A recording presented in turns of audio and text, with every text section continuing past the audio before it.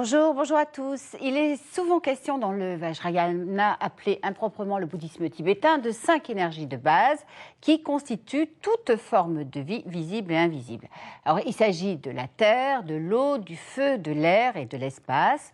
Alors, il faut savoir que ces énergies revêtent des noms différents selon les fonctions qui les déterminent dans le moment. Ainsi, les énergies constitutives de la matière, de l'univers, du psychisme et du corps humain sont appelées par exemple les 5 éléments primordiaux.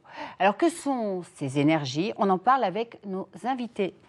Fabrice Midal, bonjour. Alors vous êtes docteur en philosophie, vous êtes aussi directeur de collection, écrivain, vous avez publié de très nombreux ouvrages spécialisés sur le bouddhisme évidemment, mais vous publiez aussi bien d'autres ouvrages et vous enseignez le bouddhisme à l'Université bouddhique européenne et aussi dans les centres de bouddhisme tibétain où vous enseignez évidemment ce que sont ces énergies de base, ces 5 énergies de base et comment travailler avec. Alors j'ai dit tout à l'heure en présentant l'émission qu'elles étaient en relation avec les 5 familles de Bouddha.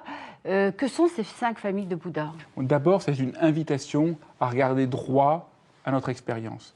Donc, la première famille, c'est celle qu'on nomme Bouddha, qui est liée à l'ouverture inconditionnelle, ou quand elle est confuse, à l'ignorance. Puis ensuite, on a la famille Vajra, qui est liée à la clarté de la vision, et quand elle est confuse, à la colère ou l'agression. Puis on a la famille Karma, qui est l'action juste, précise, efficace, et quand ça devient confus, la jalousie ou le sens de compétition. Puis on a la famille Padma, qui est la séduction, et quand c'est plus ouvert ou plus éveillé, le sens de compassion. Et puis on a la famille Ratna, qui est un sens d'équanimité, et quand c'est confus, un sens d'arrogance ou d'orgueil. Alors, nous reviendrons plus en détail, évidemment, aussi avec notre second invité sur toutes ces notions. Alors, François Calmès, bonjour. Vous pratiquez et étudiez le bouddhisme Vajrayana, quant à vous, depuis une vingtaine d'années. Vous traduisez également le tibétain. Donc, vous traduisez de grands maîtres tibétains, dont Sogyal Rinpoché et dont Chogyal Namkha Norbu, dont vous êtes le disciple. Alors, vous voulez peut-être ajouter quelque chose par rapport à cette présentation des 5 familles ou nous parler d'emblée des 5 éléments? D'emblée des 5 éléments, car les 5 sagesses sont dans un jeu, dans une danse, on peut le voir sur les mandalas où ils sont représentés par les Bouddhas en union avec leur parèdre, avec les 5 éléments qui sont aussi les constituants de la réalité. Et ces éléments s'entendent dans différents niveaux de profondeur. Il y a un premier niveau très simple qui représente ce que nous appellerions, nous, les aspects de solidité, liquide, gazeux, igné, etc. Mais il y a aussi un aspect... Ça correspond à quel... Ah oui, ce sont des niveaux, pardon. Oui, l'aspect de la terre va correspondre à l'aspect solide, l'aspect de l'eau va correspondre à l'aspect liquide, d'une façon très conventionnelle. Mais il y a des aspects beaucoup plus profonds, où chacun de ces éléments se trouve à l'intérieur de toute chose qui constitue la réalité, que ce soit au niveau mental comme au niveau physique, la réalité des phénomènes que nous voyons. Oui, c'est-à-dire qu'il faut bien comprendre que pour le bouddhisme tibétain, en tous les cas, mais dans le bouddhisme en général aussi, chaque chose qui existe, au niveau visible et invisible, puisque le mental en fait partie, le psychisme, etc., tout peut être défini et structuré en fonction de ces 5 éléments qui le répondent. Oui. Tout à fait. Et si vous voulez, dans ce cas-là, l'élément terre va représenter l'aspect de structuration, ce qui donne aux choses leur forme. L'élément eau, lui, va représenter l'aspect de cohésion, ce qui fait que les choses restent ensemble. Et l'élément feu va représenter la croissance, le chemin vers la maturation. L'élément air va représenter la communication, le fait d'avancer. Donc, ces éléments vont avoir un sens profond à l'intérieur même de la construction de la réalité la plus ordinaire. Cette table, cette tasse sont composées de ces 5 éléments. Il faudrait peut-être prendre un exemple parce que pour ceux qui écoutent, ça va être très compliqué. Oui, voilà. Par exemple, la famille Vajra essaye de pointer que derrière la colère, il y a une sorte de clarté, de capacité à voir clairement. Mais cette clarté n'est pas soutenue, et donc, du coup, vient la colère. Et tout le chemin du bouddhisme, c'est de remonter, faire on pourrait dire en utilisant cette très belle image d'un poète René Char, en faisant ce retour amont, par ce retour amont, on arrive à voir que la colère est une manière de cacher l'ouverture première qui est clarté. Alors ça correspond à quelle couleur aussi? Parce que chaque élément est associé à une couleur, ce qui est très facile pour les reconnaître aussi. Oui, le système le plus conventionnel, c'est celui qui va associer la terre à la couleur jaune, le feu évidemment à la couleur rouge. L'air au vert. En ce qui concerne l'eau et l'espace, c'est tantôt le blanc, tantôt le bleu pour l'un ou pour l'autre. Ça dépend des systèmes tantriques auxquels on se réfère. D'accord. Alors, bon, on va prendre l'exemple de la Terre pour être très concret pour les gens. Alors, le fonctionnement normal, qu'en diriez-vous, est un fonctionnement peut-être un peu pathologique. Chacun prend un élément, comme ça va...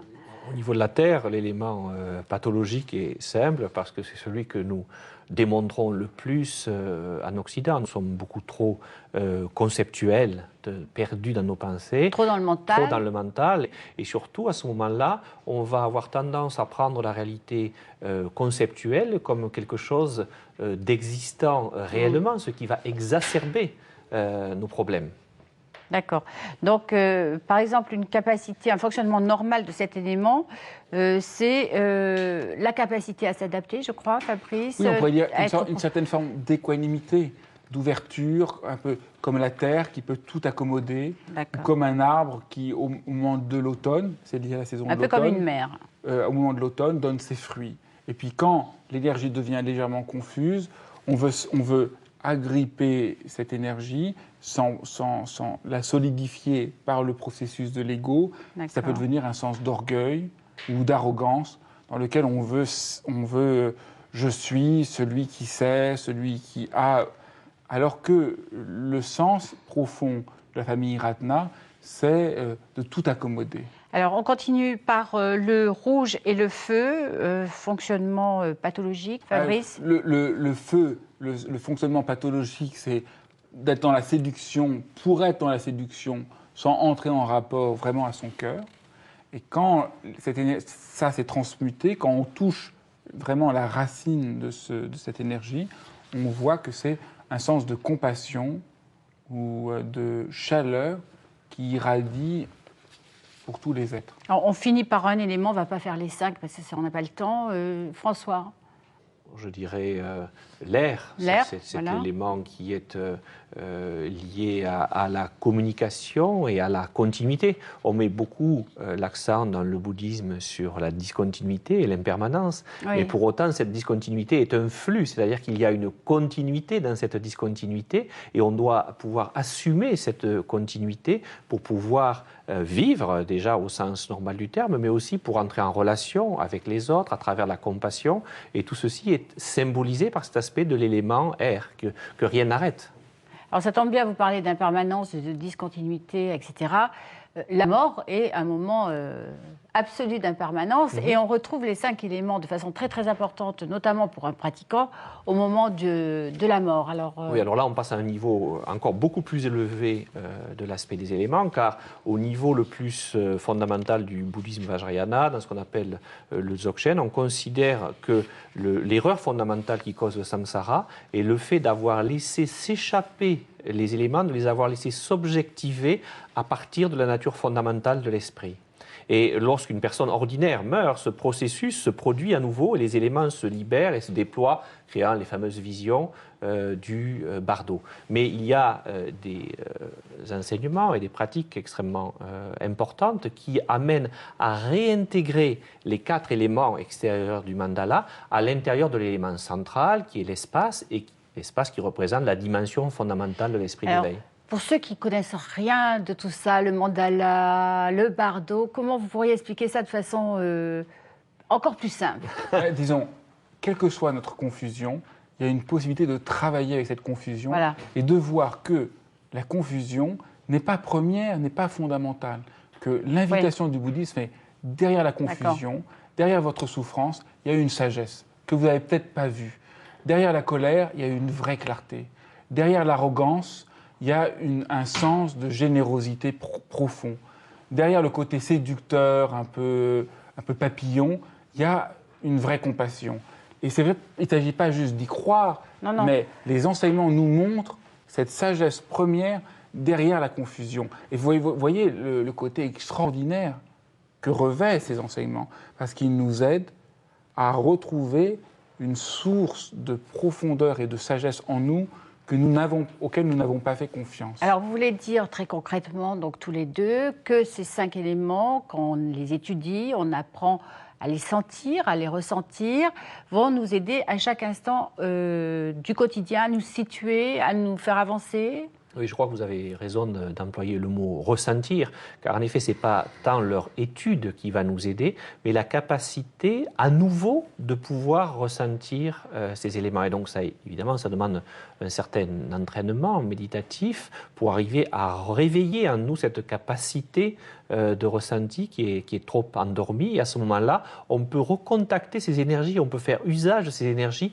dans notre vie quotidienne, en s'ouvrant à cette sagesse quintuple dont parle Fabrice. Donc, par exemple, les maîtres enseignent ce que sont les 5 éléments et donnent des pratiques spécifiques par élément à faire? Oui, alors, bon, évidemment. De façon simple. Moi, ce que j'ai reçu, c'est l'enseignement de Chogyam Trungpa qui donnait des postures qu'on nous faisions dans des chambres différentes pour chacune des 5 familles de Bouddha. Dans des salles, on va dire. Et donc dans des salles. Et donc chacune était d'une couleur particulière. Et en entrant dans la chambre rouge, nous intensifions cette couleur rouge et nous arrivions mieux à voir. Donc, grâce à la posture, excusez-moi, voilà. Ça permet d'intensifier le ressenti de cette couleur rouge. Voilà, et de voir mieux, disons, le côté coémergent entre la confusion, qui est le sentiment, disons, de séduction, un peu papillon, et le côté positif, qui est la compassion, la capacité d'entrer vraiment en relation directe, de cœur à cœur avec un autre être humain, et de sentir sa souffrance. Donc,